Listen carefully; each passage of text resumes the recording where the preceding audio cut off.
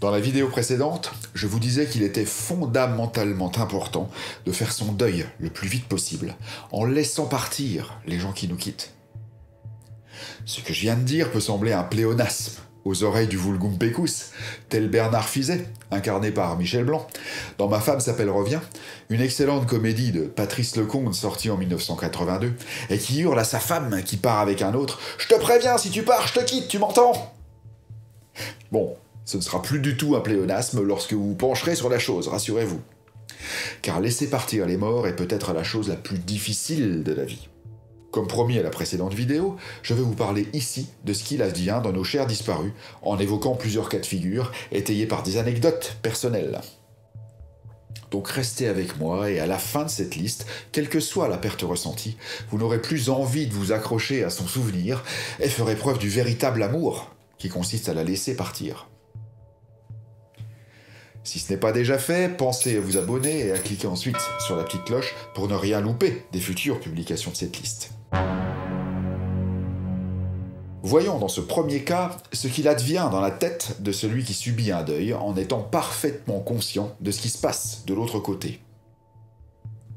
Lorsqu'un proche vous quitte, vous comprenez que vous n'y pouvez rien. Même si vous souffrez, rien ne pourra vous ramener la personne. Fataliste, même si elle vous manque, même si son absence crée un vide insupportable dans votre vie, vous savez, au fond de vous, que ça ne sert à rien de faire comme si elle était encore là. Et vous utilisez la tristesse, les larmes, le temps et le repos pour expulser toutes ces toxines psychiques, et même physiques, jusqu'à ce que la paix revienne petit à petit. Alors je dis physique aussi, car les larmes contiennent un tas de toxines qui polluent le corps. Et c'est une des raisons d'ailleurs pour lesquelles on se sent toujours mieux après avoir pleuré.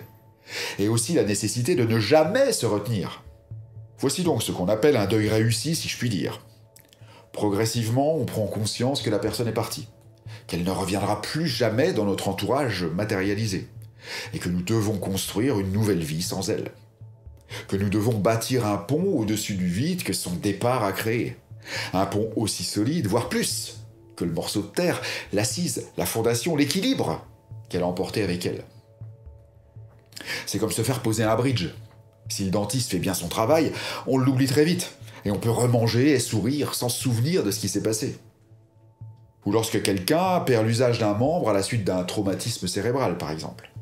Le travail du neurologue et de ses rééducateurs est d'affecter une autre zone du cerveau, audit membre, afin que celui-ci redevienne fonctionnel grâce à de nouvelles connexions neuronales. Et bien le vrai deuil, c'est exactement pareil. Et je dirais même que ça va plus loin.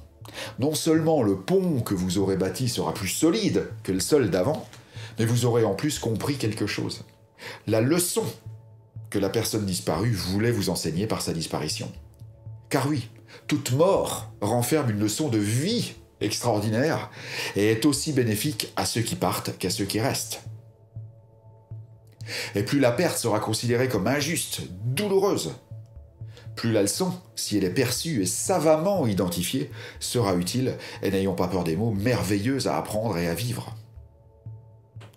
Donc pour résumer ce premier cas, celui du deuil parfait si j'ose dire, on sait que c'est irréversible. On sait que l'on peut le supporter, car on sait que l'univers, ou Dieu, ne nous mettra jamais en face d'une épreuve qu'il nous sait incapable de supporter. On accepte le trou que ça laisse sur notre route, et on décide de construire un pont qui s'avérera encore plus solide que le terrain dérobé.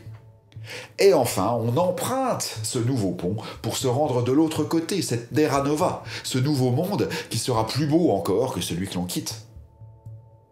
C'est ainsi que toute perte devrait être vécue. On fait confiance. Car c'est bien de confiance qu'il s'agit. Et la confiance est une des ramifications de la foi, la vraie foi.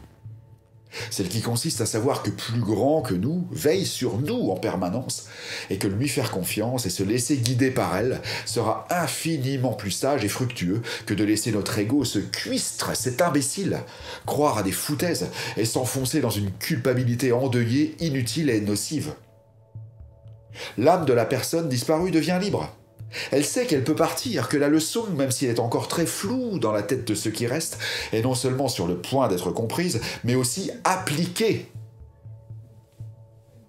Elle peut partir en paix vers ce monde angélique d'où nous tous provenons.